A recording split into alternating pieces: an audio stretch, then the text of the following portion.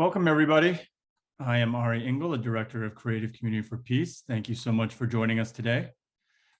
Creative Community for Peace is an entertainment industry nonprofit organization comprised of prominent members of the entertainment community who have come together to promote the arts as a bridge to peace, to counter anti-Semitism within the entertainment industry, and to galvanize support against the cultural boycott of Israel. To learn more about our work and to find out more about what we do, please visit ccfpeace.com. That is ccfpeace.com. Or you can go to creativecommunityforpeace.com, creativecommunityforpeace.com. We are excited to celebrate our 10th anniversary this year, and you can check out some of our tremendous accomplishments on our website. We are glad to have all of you here today in our public square as we present Dispelling the Myths, a fantastic educational series of conversations with some of the leading experts on the issues and challenges facing Israel and the Jewish people today. We kicked things off this week with a discussion on the Boycott, Divestment, and Sanctions movement and unpack really what this movement truly stands for. Feel free to leave questions in the Q&A section of the chat, and I'll try to get to as many of them as possible towards the end of the discussion. Just a note, though, to please leave the Q&A section for questions only so we don't lose those and not for just general comments. Feel free to email us at any time for general comments, and we'll always get back to people. This week's guest is Dan Diker. Dan is a fellow and senior project director at the Jerusalem Center for Public Affairs, where he heads the program to counter political warfare and BDS.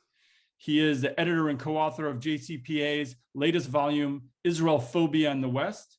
He has also authored numerous books in the global BDS campaign, including The PACB Deception, Unmasked, Defeating Denormalization, Students for Justice for Palestine, Unmasked, and BDS Unmasked, Radical Roots, Extremist Ends. You can find all of these online, and we're going to be discussing a lot of what is found in these reports online. Dan is also a research fellow at the International Institute for Counterterrorism, IDC Herzliya, and previously served as the Secretary General of the World Jewish Congress, the global diplomatic organization representing Jewish communities in 100 countries. Dan received a BA from Harvard University and an MA in Government and Counterterrorism Policy from the Interdisciplinary Center in Herzliya. He is now currently completing a PhD dissertation at UK's University of South Wales. So we really have someone that is a real true expert on the subject today. He joins us for Israel. How you doing, Dan? Ari, how are you? And hi to all the wonderful folks out there on the call this evening. It's really an honor to be with you. To kick things off and to really just lay the groundwork for today's discussion, in general terms, what is the Boycott, Divestment, and Sanctions movement? Well, Ari, the Boycott, Divestment, and Sanctions movement, which formally started and I would argue in 2004, with the emergence in Ramallah, in Palestinian Authority-controlled territory, under the umbrella called PACB, the Palestinian Academic and Cultural Boycott of Israel, which was a predecessor to the BNC, the Boycott National Committee in Ramallah, as well, was a full-blown membership that included, as we'll talk about later in the call in our discussion, 5 EU and US designated terror organizations that, including Hamas, Palestinian Islamic Jihad, and others, that sat together with 170 what are called Palestinian civil service organizations that would then morph into in 2005, the BDS call, which is the establishment of the BDS movement. And then finally, that would then morph into the 2007 Boycott National Committee. The idea behind these 3 bodies was a total, let's call it, Clausewitz used to say, it was said, war is politics is war by other means, war is politics by other means, and BDS is war by other means, as the BDS scholar David May stated in 2020. What that means in short is that the BDS movement is constituted of we would call it a multi-sectoral war against the existence of the Jewish and democratic state, the state of Israel, that would include a total warfare, cultural warfare, economic warfare, political warfare, diplomatic warfare, legal warfare, artistic warfare, sports warfare, Right. warfare in every sector of civil society in order to isolate and ultimately eliminate the Jewish state from the community of nations. Right. And just so a lot of people ask this question about whether the boycott call is legitimate or not, and why are some boycott calls maybe are legitimate and others are not. For instance, there was a civil rights era Montgomery bus boycott, which was widely supported, and on the other end there was the German boycott of Jewish goods in the 1930s. And the boycott movement, they like to push the line that this is just a peaceful movement and a boycott call and should be supported by people around the world. Like, what differentiates this from legitimate boycott calls?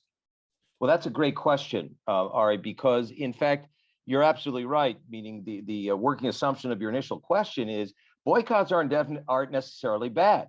It depends on the intention. It depends on the actor. It depends. Are we talking about a punitive boycott for purposes of inclusion, for purposes of exclusion? I remember being a student at Harvard College in a class taught by the very well-known Dr. Robert Coles, and we talked about Rosa Parks, this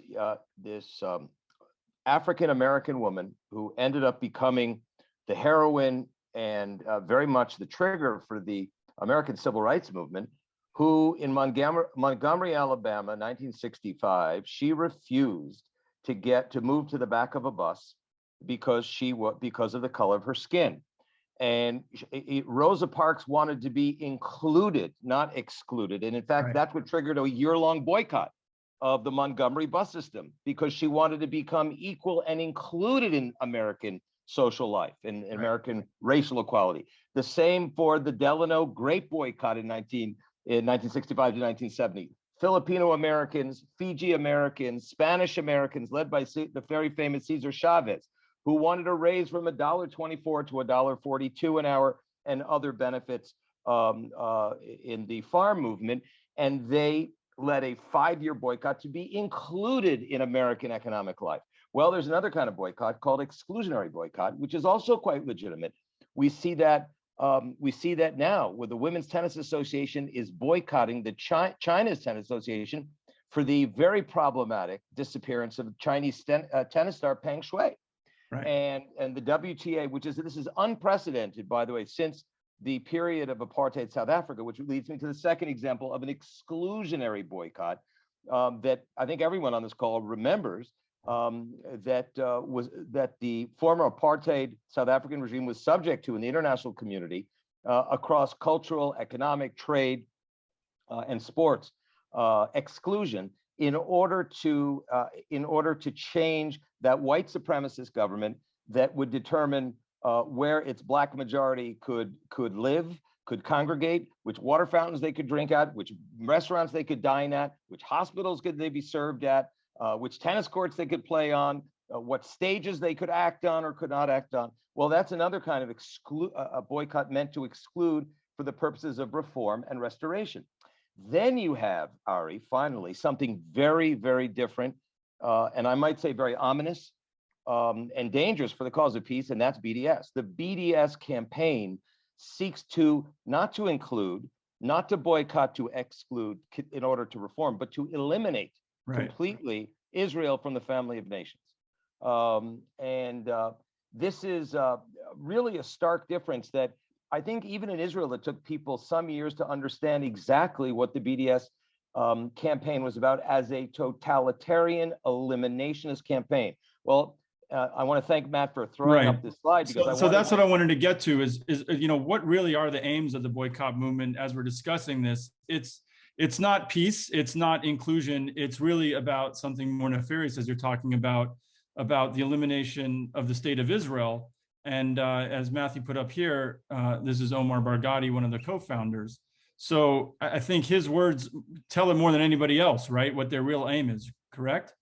Oh, I think you said it very well. If we just listen to Mr. Barghouti, who, by the way, got his master's degree at none other than Tel Aviv University, enjoying the freedoms of the democratic state of Israel. He said, and this is one of his famous quotes that's really sort of brought out frequently by people who want to prove the BDS's eliminationist substructure just by listening to Mr. Barghouti. He said not only definitely, most definitely, they oppose a Jewish state in any part of geographical Palestine, and they will never accept Jewish self-determination. He said very recently, just a few weeks ago, if you look at the bottom of the screen, that Jews are not a distinct civilization.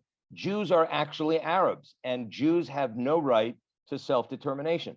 This is really in a heartbeat, in a very tight message, in a what they in Hebrew, a koteret, a headline, what the BDS movement is all about. And it's not self-evident, Ari, because many people have thought for many years that BDS is kind of like the Rosa Parks type of boycott, to be included, but it's not at all. It's to eliminate. And I think that Mr. Barghouti and many others, if you go to Google, just go to the statements of the leaders of BDS, and you'll see they're all saying the same thing: no Israel on the map of the international community. And that's what BDS's ultimate goal is to really cause Israel's implosion from the inside, or cause Israel to be dismantled from the outside. Right. And here, and he's made statements, everything from he doesn't believe in a binational state. He believes in a one-state solution where Israel should be renamed Palestine. I think his words have been crystal clear over the year. And here we see Matthew putting up the demands of the boycott movement. But before we get to even that, the boycott call is not new, right? The Arab League was called for a boycott of Israel before there was even a state of Israel. And this almost seems like the boycott movement is simply a continuation of the same fight against Israel since before 1948. Their goal is for there not to be a state of Israel, right? Well, you've made a very important observation. Nothing like historical context in order to put things in intellectual and moral order. And you're absolutely right. The BDS movement is a continuation along the continuum of boycotts against the pre-state, what was called yishuv in Hebrew, or in English, community, that began as early, Ari, as 1922. Right. When the Fifth Arab Palestine Congress, or I'm sorry, the Palestine Arab Congress of 1922 called for a boycott against Jewish businesses and then Jewish immigration in 1929. And then if the Creative Community for Peace family remembers that in 1936, 1939, there was something called the Great Arab Revolt. And that was also based on a total boycott of Jews in geographical Palestine at that time. And then we went, and you remember what happened in 1945? I'm sure you do. It was the establishment of the Arab League, and the Arab League had an official boycott against Israel. And in 3 years after Israel was founded, 1951, there was an office, the Central Boycott Office in Damascus was essentially was established in order to monitor and enforce 3 types of boycotts: a primary boycott against Israel, a secondary boycott against countries doing business with Israel, and then a third boycott of countries who were blacklisted and other companies who would be punished for doing businesses with those that were blacklisted. So it does go way back to the beginning of the 20th century, but BDS is different for another reason. And I think this is a critical point. BDS today has been mainstreamed. It is not limited to the Arab world, but it is mainstreamed in the international community, and is based on the notion that Israel, as Professor Erwin Cutler said just 96 hours ago, that Israel represents all that is evil, it has no right to be, and it negates all that is good. And this is a very troubling statement that we heard from an analysis from Professor Cutler, the former Justice Minister of Canada, because it is now being justified through social justice, human rights, as a function of our common humanity, meaning the international community, Ari, must, as a mandate, rid the world of the one collectively understood to be evil state for the good of our common humanity. And that is the danger of BDS. It is no longer the Arab world. It is the international community that is today leading this campaign, and we saw it through this whole apartheid, these apartheid accusations we'll talk about in a moment. Right, and I think this really coalesced at the Durban conference in 2001, which was really a pivotal, I think, turning point for the modern iteration of the boycott movement, where they essentially, these leftist NGOs called for a full boycott, divestment, and sanctions of Israel, right? Can you give us a little bit more information on that? Because I don't think many people understand, this didn't come out of nowhere. The boycott movement wasn't some, civil society, Palestinian civil society initiative that they launched in 2005, right? Well, that's absolutely right. In other words, it wasn't the Big Bang, as Professor Hawking's blessed memory would have told us, right? It did come from somewhere. And if we take out our magnifying glass and we trace it back, as you point out very well, one of the great milestones of the BDS global campaign was in 2001, 9 days before 9/11. Right. And here's the context, right? In August 31st, 2001, to celebrate 6 years of the end of apartheid in the birthplace of apartheid itself in Durban, South Africa, gathered hundreds of civil society organizations in order to come together, stand shoulder to shoulder, women and men of goodwill, in order to participate in the first major international UN sanctioned and sponsored conference against racism, xenophobia, and related intolerances. It was essentially an international statement against slavery, which was still being conducted on the African continent, still being conducted in Iran and in some Arab countries. And that was the context in which everyone came together. And what happened was, Ari, that an international conference against racism transformed into a racist conference against one state in the world, and that was the state of Israel, the nation state of the Jewish people. And this is where we saw the convergence of Nazi anti-Semitism and far left communist Soviet anti-Semitism. And we might be able to see on the slide, there's a slide and I think they were literally passing out flyers outside of it with that sort of Nazi imagery attached to it. And we should recall, Dan, as we're talking about this, remember 2001, this is 10 months after the Camp David Accords, right? This is right after Ehud Barak had agreed to the Clinton parameters. So we're talking right on the heels of one of the greatest pushes for peace to end this conflict. We get this Durban conference and this call for a full boycott of Israel. Well, that's absolutely the case. In fact, I'll even go further. I'll even, I'll see you and one up you just on that, on your whole observation.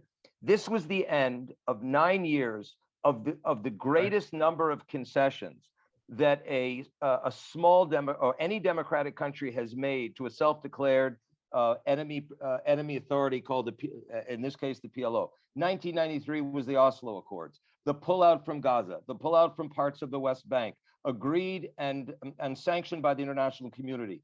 The establishment of the Palestinian Authority in 1995, the 1994 Rabin deposit, which meant that Yitzhak Rabin, of blessed memory, was prepared to have Israel pull out all the way south of the Sea of Galilee, give it back to Bashar al-Assad in exchange for a full peace agreement. And then we saw not only that, we saw in 2000, we saw a unilateral withdrawal from Lebanon, from the security zone, which was our last sort of major defensive obstacle against Hezbollah in the interest of peace. So there were the context was 3 major peace agreements, the Al-Aqsa War of Terror when Camp David collapsed, and that led to this what they called Nazi Zionism accusation that you just saw on the placard now, that fused conventional anti-Semitism,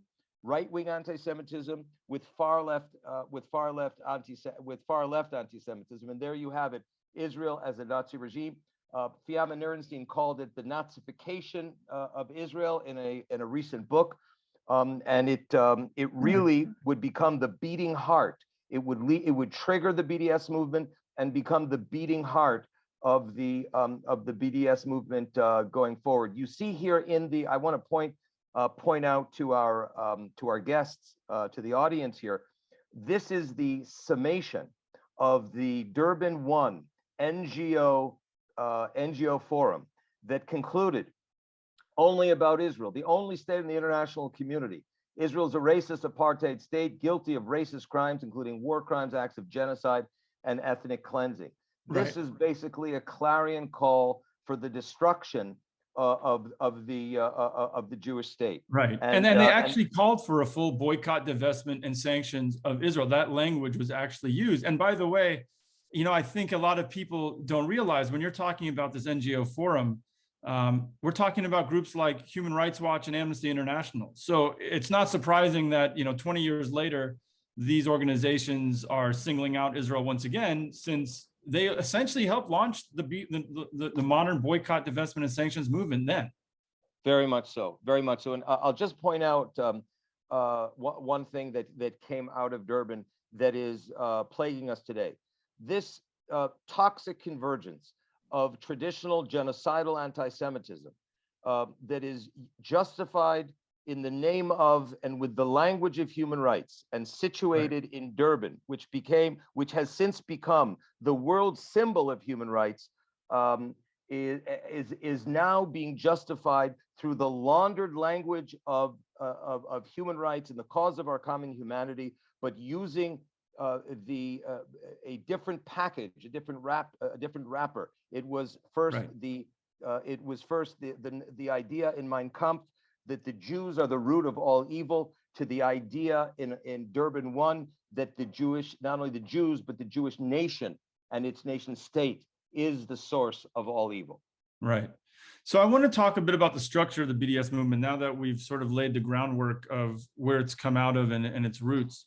Matthew, I think there's a great slide. You know, there's the BDS National Committee, or BNC, that you mentioned is based in Ramallah.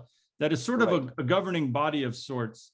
So I wonder if you can just talk a bit about, you know, how that is structured. Do they take all direction from the BNC, all these BDS groups around the world? And who is part of this BNC? And who are the member groups of it?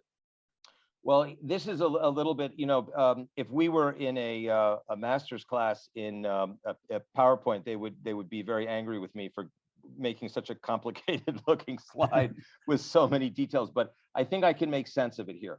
The Boycott National Committee, surprisingly to many, is constituted by more than 200 civil society organizations. But those civil society organizations by day are also affiliates of Palestinian designated terror groups by night. Right. And here you see on the left side of the screen, Palestinian Liberation Front, Palestinian Islamic Jihad, Hamas, PFLP, the Popular Front for the Liberation of Palestine, a Marxist-Leninist terror group designated by the European Union and the United States as a terror group, and then the Breakoff, which is the PFLP General Command. They all sit under the umbrella of something called PNIF, the Palestinian National Islamic Forces, which was an umbrella terror group, Ari, that emerged in 2000, founded by Yasser Arafat and Marwan Barghouti, who today sits in an Israeli prison for the murder of 7 people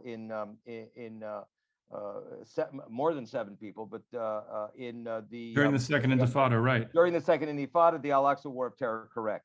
And as you can see, I tried to show how PNIF, Palestinian National Islamic Forces, sits in the BDS National Committee together with these so-called civil society organizations. Now, look at the yellow: Aldemir, Al-Haq, Ademir, PPYU, DCIP, Defense of Children's International, Palestine, and others. These are by and large connected with one or more of the terror groups on the left. That's where they get funding, and that's where they also draw inspiration.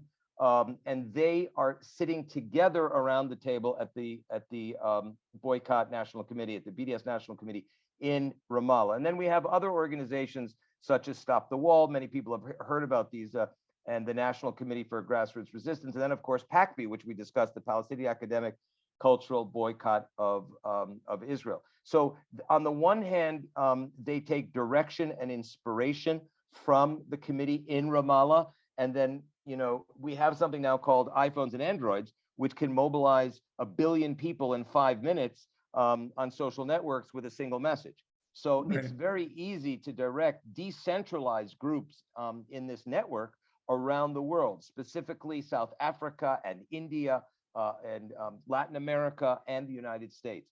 That is very much where we are in terms of the structure of the BNC, which is really the guiding arm, the inspiration of the BDS movement, and it continues today. And there are other branches, which we'll talk about momentarily, on university campuses and in academia, which is equally problematic. Right. And you know what's interesting when looking at this, as you mentioned, the PFLP is a designated terrorist organization by the European Union and America, and carried out, brutal hijackings and killing of innocent people through the decades. And they, it almost all converges, right? You have these groups like Adamir and Al-Haq and DCIP, who they use essentially, and we see this in the news, Israel recently designated them as terrorist organizations, because essentially, as you're talking about here, they are affiliates, essentially they're covers for the PFLP, and it's a way for the PFLP to raise money and funding and then use it for other purposes. And we see it all sort of circles back, and it's all part of the BDS movement now. And it's like, those aren't just normal, human rights organizations, but essentially it all funnels back into the boycott movement, which I don't think many people really understand. It's true, and in fact, I can prove it to you. I would ask the good folks on this call to take out a pen and write down a report that was done by Israel's Ministry of Strategic Affairs with highly valuable intelligence information called "Terrorists in Suits." Terrorists in Suits, right, which talks about, Ari, exactly what you're talking about, which is I am a civil society, so-called human rights organization in Palestine, inverted commas, by day, and then I'm a PFLP terror activist at night. The Terrorists in Suits PDF will prove beyond any doubt this convergence, this fusion between these so-called human rights organizations and terror organizations that work together, covering from one another, legitimizing the work of the PFLP in large part, while using the legitimacy and, according to U.S. law, using the legitimacy of U.S. NGO law in order to raise money for terror organizations. And in a moment, if I could just point out that, maybe we'll point it out in a moment, but the beating heart, the ideological DNA of the university Palestinian Solidarity enterprise that is known as SJP, Students for Justice in Palestine, they are the result of Hamas operatives that remained in the United States following the Holy Land Foundation case, which is the largest case of terror financing in the history of the United States, between $10 and $20 million. The unindicted operatives in that Holy Land Foundation case that sent some Hamas operatives to jail were ended up starting the AMC, the American Muslims for AMP, American Muslims for Palestine, and ultimately Students for Justice in Palestine. That's just another manifestation of what you were talking about. So it's Hamas on campus throughout the United States under the wrapper and with the legitimization of students on the face of it promoting Palestinian rights. Right. And before we dig in a little bit more on the college campus issue, CCFP deals a lot of the cultural boycott side, but I think it's important to talk more about the college campuses, just on the funding issue. So as we talked about, we're seeing here how, a lot of these groups have sort of use the cover of other organizations they start to raise funds and funnel money to these groups. Where else does funding come? That's probably one of the biggest questions we always get asked is, who is funding the boycott movement? So beyond sort of these groups using cover organizations, who else is behind some of the funding? And I know it's very difficult to track, by the way. I know they cover their tracks, very carefully on this stuff. It is difficult to track for many different reasons. One, because many don't report properly. Others report behind straw organizations, and everyone has human rights branding. But where a lot of Western European countries, specifically the Netherlands, Ireland, Belgium, Denmark, Germany, Norway, Sweden, France, Spain, the UK, Austria, and Switzerland have been major sponsors of these so-called human rights organizations, which are really political warfare organizations that that cooperate, affiliate with, advocate for, Right. defend these designated terror organizations that we saw 2 slides ago. Now, in addition to that, you've got a lot of Christian charities in Europe. You have other non-government or human rights organizations that and they donate to central, or what they call Palestinian counterparts in Ramallah and in Gaza. Primarily, they say it's for the children. They say it's to protect women. It's in the name of human rights. And in fact, it goes very frequently, if not all the time, into the coffers in Gaza of Hamas, because nothing gets distributed in Gaza without Hamas filtering it, putting its hands on it, using it. And in the West Bank, in Judea and Samaria, in the Palestinian Authority-controlled areas, it goes through Ramallah and in large part through the PLO offices and the Palestinian Authority offices. Right. A lot of it gets used by them. You should know, by the way, that in terms of BDS, of which the Palestinian Authority is one of the major proponents of the anti-normalization BDS movement today, there are frequent pictures of Israeli materials and inventory from supermarkets being thrown into fires, in order to really incite the public against Israel, which I must admit, which I must say, and I say it happily, is not working all too well in the public. But this is a major financing. This is one of the major financing arms of the BDS movement. I just will add one word. It's not an expensive enterprise. In order to be an effective BDS activist office, you only need 1 or 2 employees, a couple of cell phones, and a couple of digital experts, and you can begin to incite, to propagate propaganda, and that is what very many of these hundreds of Palestinian civil society organizations are. They operate on $30,000, $40,000 a year, no more, and that's why the Rockefeller Foundation and the Soros Foundation, which is called the Open Society Foundation, they donate millions of dollars a year to these organizations, just in what they say in England, dribs and drabs, 20,000 here, 40,000 here, 70,000 here, and people can survive on these budgets for many years. Right. And then, there's also been questions about countries such as Qatar and even Iran funneling money to some of these organizations, whether it's through the PFLP directly or Hamas, and it all sort of makes it into the same pot. And as you mentioned, while there is the BNC, which is sort of the central body and umbrella, there are local organizations that sort of take their direction from these groups that are unaffiliated. So I guess, as you're mentioning, it's tough to follow the money, because you could have some local group, as we just saw in Sydney, just pick up the boycott call, use the language, use the information and sort of the graphics and materials that these groups provide, and they're often running on their own. So I saw Matthew put up the college campus, talking about American college campus. Let's go back to that, because I think that's important to discuss. And you were just starting to talk about that. What sort of tactics are we seeing on college campuses? And, maybe expand a little bit on who these groups are. Sure, Ari.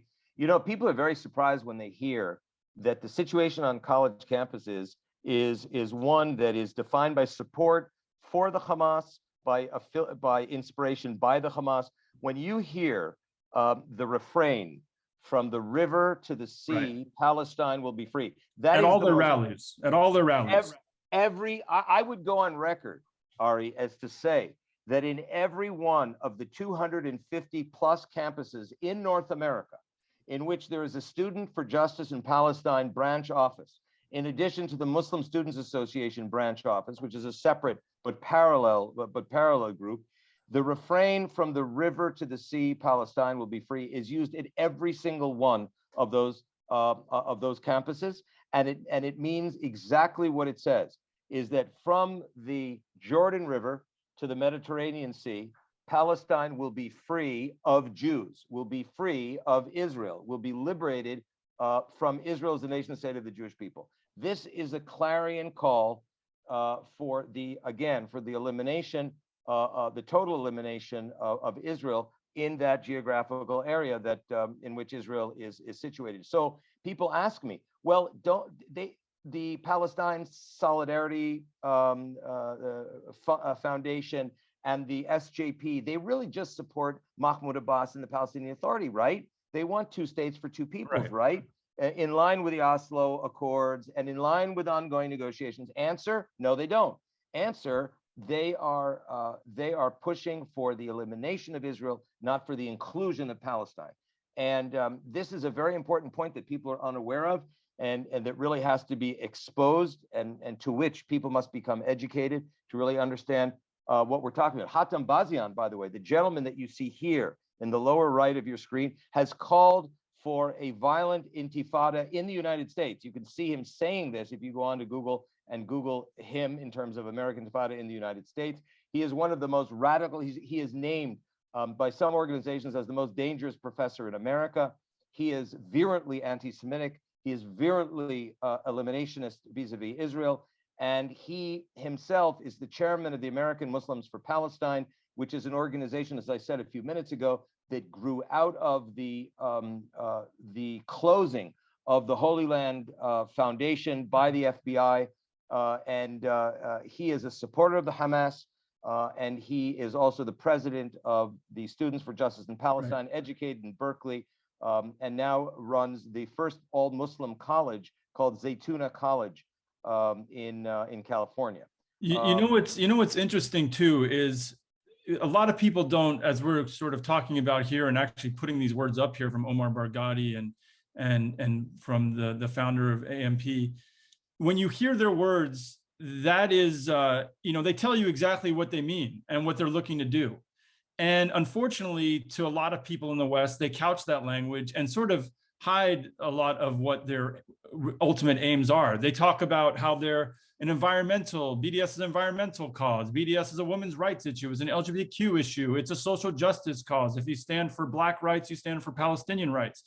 They've really done a good job, I think, of simple messages: apartheid, genocide, ethnic cleansing, just using sort of just buzzwords, right? What's the worst thing anything can be in the world? Those things. And that's all you need to know. Don't talk about peace or don't learn about the conflict. Don't go visit Israel. And then I think the other thing is they are using the language of social justice and the cause of social justice on whatever society it may be. So in America, they say, look at the Palestinian-Israeli conflict through the racial lens. In South Africa, it's look at it through the apartheid lens. In Australia, it's look at it through the indigenous issue because their Aboriginal issue is so, important to the people there.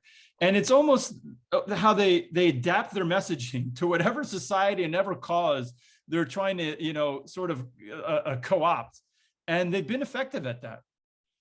Well, they really have been effective at that. And it's really important to point out that the source of this strategy that you very eloquently explicate, and the source is can be located in the person of Yasser Arafat, the initial chair, well, the second chairman, if you will, of the Palestine Liberation Organization. It was Arafat who, together with his Soviet paymasters and benefactors in the early 1970s, would advance this notion of Israel as a racist concept, meaning Zionism is racism, which everyone remembers was passed, UN General Assembly Resolution 3379, the infamous Zionism is racism. That came right out of Soviet-inspired and directed Yasser Arafat's strategy of, as you say, to racialize Israel. That's what happened. If you go back, anyone who's interested to go back, read Arafat's speech. He talks about Israel as a fanatical, racist, colonialist, imperialist nation. Remember, the 70s were the decade in which African nations began to, they sought independence from European colonizers and so on, and the South Africa apartheid issue was red hot, right on center stage in the international community. Arafat read it brilliantly and understood, and you pointed it out, Ari, right now in your example. He said the way we have to go here is to speak the language. When you're in Rome, speak Italian, or speak the language of your host host population. Here it is, the contemporary roots of BD-powered anti-Semitism. And here is Arafat in the United Nations General Assembly back in November of 1974. Zionism is an imperialist, colonialist, and racist. Racist is synonymous with apartheid. So Right. the If only it's reason racist, you have to get rid of it, right? you That's have to beyond get the rid of it pale. because it's a war crime. Remember, Right. racism and apartheid were the first Right. internationally recognized war crime. So if racism is a war crime and Israel is a racist and Zionism is racism, it means that Zionism is a war crime. It Right. means that Zionism, meaning the founding idea of Jewish self-determination, is a war crime. And that, Ari, as we know, was affirmed by the international community and stood in place for 16 years, from 1975 to 1991. And it was only disbanded and it was reversed with the fall of the Soviet Union, done in the first Bush administration, and it was really led by former Secretary Cheney. And only because the Soviet Union collapsed. Right. It was, And what's incredible? Zionism. What is Zionism? Zionism is progressive, right? Zionism brought the Middle East democracy. It never knew democracy until Zionism. Zionism brought LGBTQ rights into a region that's never had them. Zionism has brought, environment. There's, I think, one of the few countries in the world that has more trees now than it did 100 years ago. Zionism is actually, women's rights. It's really is the progressive cause, and it's sort of been turned on its head to be this nefarious bad word that's a racist word. When you have, Zionism brought minorities into its government and into its Supreme Court. That doesn't exist in any other country in the Middle East, right? Zionism actually is the progressive cause, not anti-Zionism. Absolutely. In fact, it was so progressive, it was leading the anti-colonialist cause with the fall of the Ottoman Islamist Empire. Right. It's an indigenous people that have actually reclaimed their land. Nothing can be more progressive than indigenous issue such as that.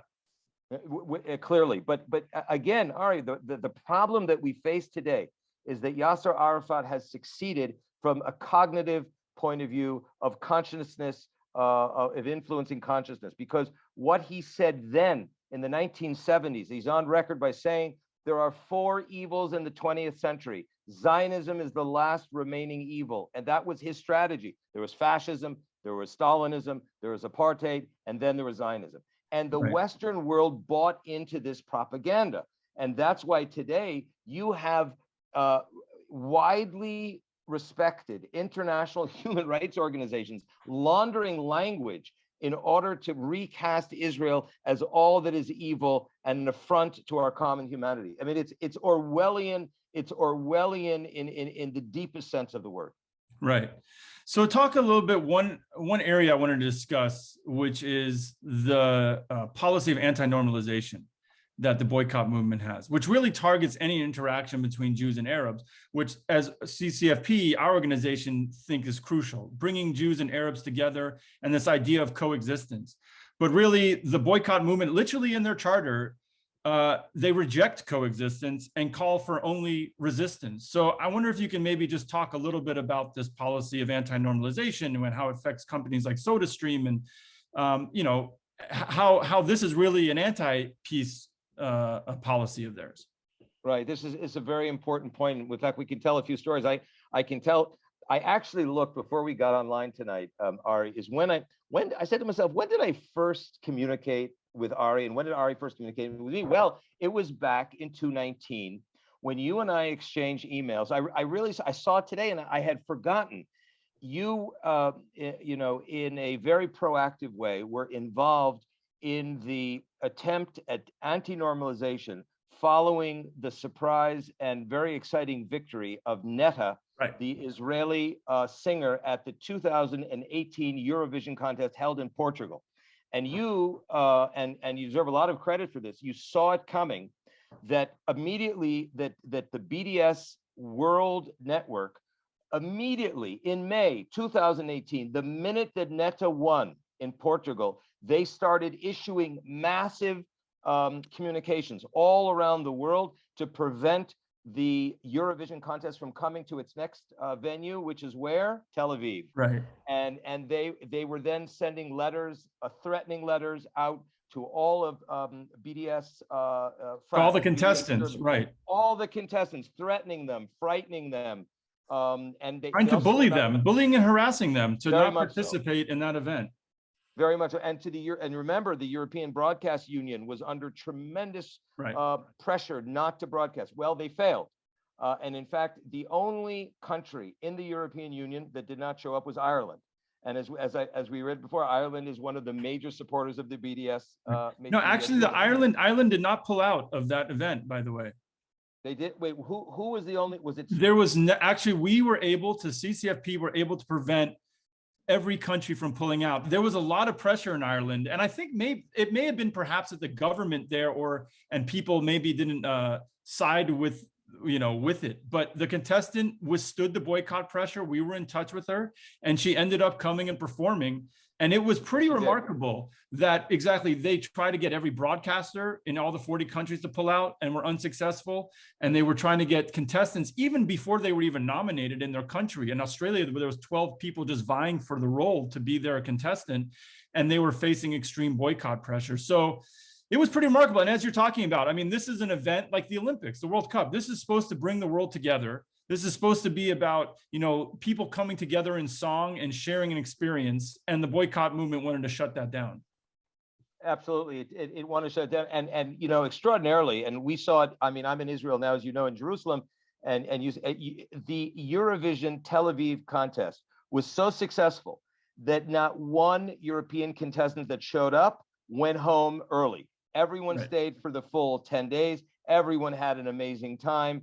Everyone sang, and Madonna, as you remember, sang in the finals in Tel Aviv. So it was a great success and a relief for the international normalization movement. Now, I want to just make a moment of context about anti-normalization. What is extraordinary to me as an analyst and a researcher on BDS is the anti-normalization position that the Palestinian Authority, the diplomatic partner by international law and international agreement of the State of Israel, is undertaking in order to prosecute with prejudice an anti-normalization policy against Israel. That means that today the Palestinian Authority will not pay for insurance claims of Palestinian citizens, good women and men who come to Israeli hospitals, among the best, not only in the Middle East, but the world, in order to have surgeries, in order to have cancer treatments, in order to have diabetes treatments, dialysis, etc. They have pulled out of any kind of insurance regime that they had agreed to during the 90s. They tried to get Jibril Rajoub, the Palestinian Football Association and Olympic president, tried to get Israel thrown out of the International Football Association several times. And he called participating in sports with Israel, now listen to this, a crime against humanity. He's on record. You can go check what I'm saying. Go to Google, you can check it out. He said it, he's on record. And this goes on and on. And by the way, when he needed medical care, he was he came to Israeli hospitals faster than anybody. Yes, sir. He came, not only did he, Israel has taken care of President Hania, the former Hamas president, today the head of the Hamas Politburo. He took care of his mom, himself, his children in Israeli hospitals, as well as Mahmoud Abbas, as well as Saeb Erekat, the former chief negotiator who died of COVID. He died of COVID-19. Right. He was cared for by Arab and Israeli doctors working furiously and intensively for days to try to save the life of Mr. Erekat, and at no cost. And as you remember, Mr. Erekat was one of the chief trumpeteers of BDS and elimination of speech against Israel. I wanted to point this out to our audience and to our guests because it's so absurd, the degree to which the Palestinian Authority that has full international legitimacy is now advancing the most aggressive anti-normalization against Israel, while at the same time claiming that Israel doesn't want peace. After 6 consecutive offers that even reached 96% of the entire territory. And we see how this has a real impact. Like, as I mentioned, just SodaStream briefly, you had here somebody that brought this massive factory to the West Bank, employed Palestinians, had them in lead jobs at the company. And the boycott movement said, you got to get out of here. And so now they've moved to the Negev, and they still have, now it's Arab Israelis that work there and a lot of the Bedouin community, but it shows you those jobs were just, it impacted the Palestinian community in the West Bank more than anybody, which was so so ridiculous to see. Now, just to move on, because we're running short of time and I want to get to some questions, but I think we just have to tackle this before we get there, and that's the Arab Accords.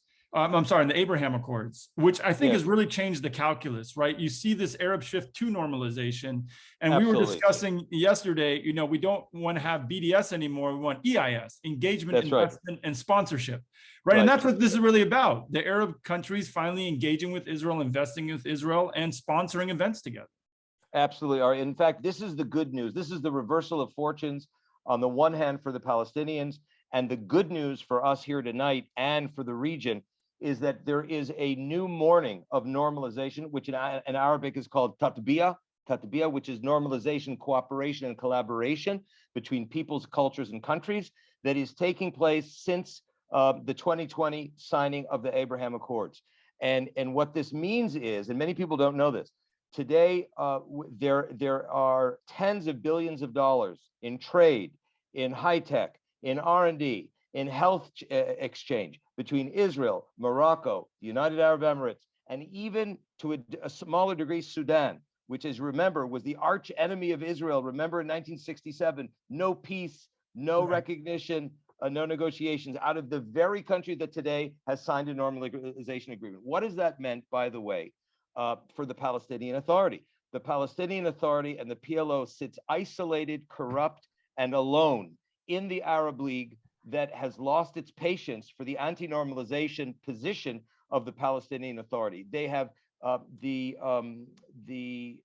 Prince Bandar and Crown Prince MBZ, Mohammed bin Zayed, and MBZ is of the UAE. MBS, Mohammed bin MBS of Saudi Arabia has said the Palestinians the train has left the station of peace and normalization, and the Palestinian leadership is still at the station.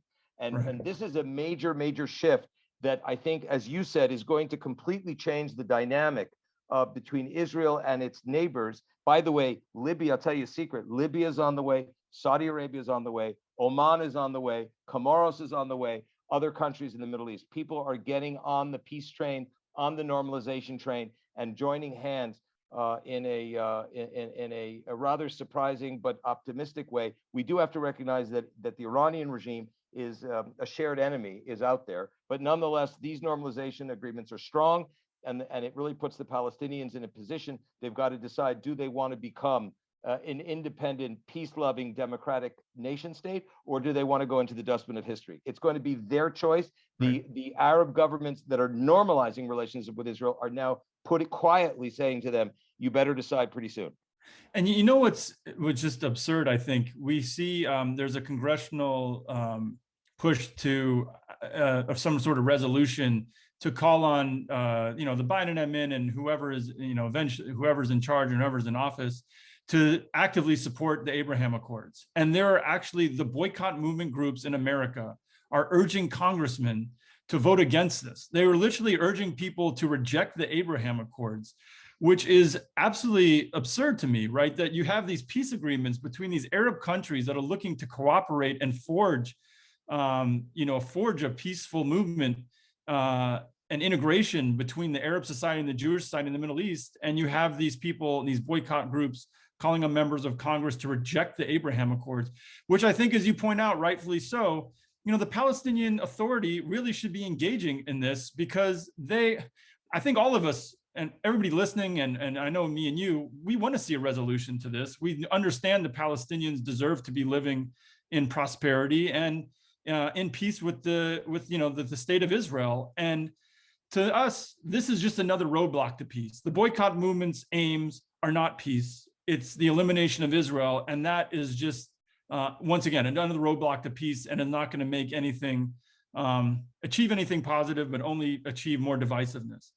Yes, it's true. So by the way, we should just mention IRA. You should mention IRA. We haven't mentioned the International Holocaust Remember Alliance working definition on anti-Semitism, which everything we talk about for the last 55 minutes falls under that definition, which was almost unanimously accepted by the Western powers including all the examples which would state that stating that Israel is the establishment of Israel was a racist endeavor is purely anti-Semitism. So we Right. shouldn't be afraid in order to apply that nomenclature to the current reality of collective anti-Semitism, because the international community and the UN, Ambassador Gilad Ardan has been pushing for UN General Assembly acceptance of the IRA definition.